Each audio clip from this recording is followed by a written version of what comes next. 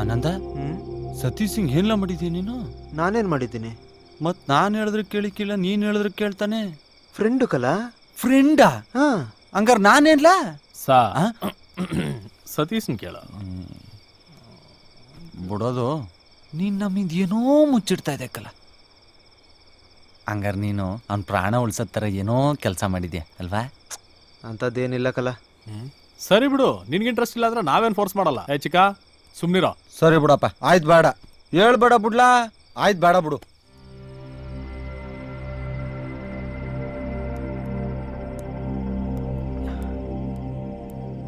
ಸರಿ ಹೇಳ್ತೀನಿ. ನಾವಾಗ 10ನೇ ಕ್ಲಾಸ್ ಓದ್ತಾ ಇದ್ವಿ. ನಮಗೆಲ್ಲ ಪಬ್ಲಿಕ್ ಎಕ್ಸಾಮು, ತುಂಬ ಟೆನ್ಷನ್ನು.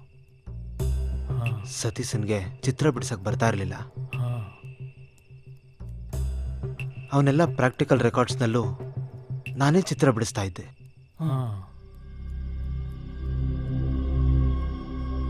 ಆಮೇಲೆ ಹೇಳು ಮುಂದಕ್ಕೆ. ಅಷ್ಟೇ ಅಷ್ಟೇ? ಹ್ಞೂ. ಲವ್, ನಿನ್ನ ಕಣ್ಣಿಗೆ ನಾನು ಪೆಕ್ರನ್ ಥರ ಕಾಣಿಸ್ತಾ ಇದ್ದೇನಾ? ನಾನು ಅಲ್ಲಿ ಬಿಡಪ್ಪ, ಆ ಒಯ್ಯ ಪೆಕ್ರನ್ ಥರ ಕಾಣಿಸ್ತಾವನ? ಏ ಜೂಜ್ಮಿ ಒಂದು ಚಿತ್ರ ಬಿಡಿಸ್ಕೊಟ್ಟಿದ್ದಕ್ಕೆ ಇವನು ಬಿಲ್ಡಿಂಗ್ ಮೇಲೆ ದುಮ್ಕೊಟಾನ. ಯಾವ್ದಲ್ಲ ಜುಜುಬಿ ಅಂಥವ್ ನೀನೇ ಚಿತ್ರ ಬಿಡಿಸ್ಕೊಡ್ಬೇಕಾಗಿತ್ತು. ನಿನಗೋಸ್ಕರನೇ ಬಿಲ್ಡಿಂಗ್ ಧುಮುಕ್ತಾ ಇದ್ದ.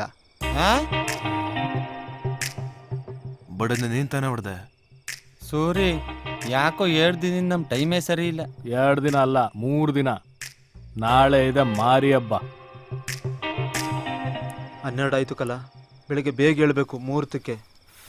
ಹಂಗಾರ ಬನ್ನಿ ಮನಿ ಕಮ್ಮ ಆತಕಿ. ಹೇಯ್ ಇಡಿಯಟ್, ಎಲ್ಲಾರು ಮಲ್ಕೊಂಡ್ಬಿಟ್ರೆ ಅವ್ನ ಯಾರೋ ನೋಡ್ಕೊಳ್ಳೋರು. ನೀನ್ ನೋಡ್ಕೋ.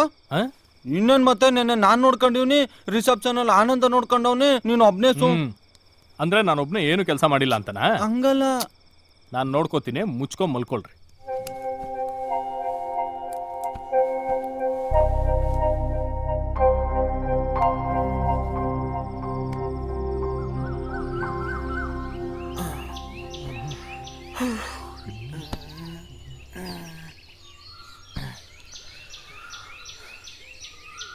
ಏನಾಯ್ತು?